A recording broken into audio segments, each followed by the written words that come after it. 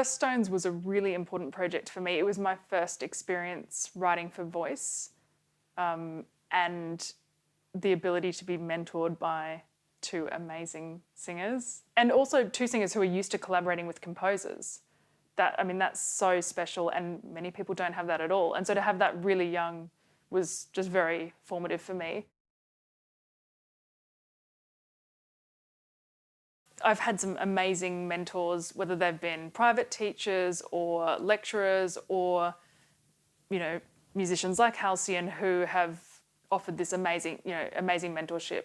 And so I always feel as an artist that it's my responsibility to give back to the next generation. And it's something I really enjoy. And you always get ideas from it as well. So it's not just giving, there's a clear exchange of ideas. And often I think, having to be, particularly working with young musicians, you have to be very clear and I guess very practical about the way, because it's such, composing is such an emotional thing to be doing.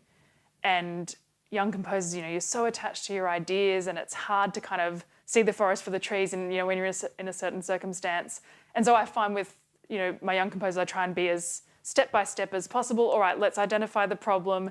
Let's write down really pragmatically like 5 different compositional solutions and then play them all out in your mind, work out which one's the most appropriate.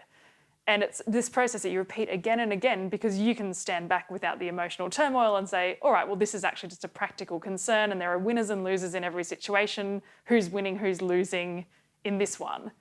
And it's interesting now in my own process, I can step back and sort of try and treat myself a bit like a student as well when I'm right in the thick of things and think, all right, hold on, if I was a student, how would I treat this? And so I think from an educational standpoint, it's such a valuable thing as an artist to be able to mentor younger musicians. And like I said, that love of that has only come because I've had these amazing people who have shared their knowledge with me.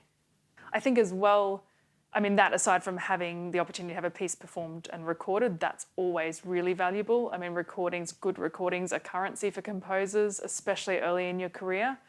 And then as well, the other lovely part of that project was being exposed to the music of your peers and also their working habits. So you got to see how they communicated in rehearsals, and which gives you insight into their compositional process. And just knowing the work of your peers, I think, is so important. And experiences like that are the things that really teach you that.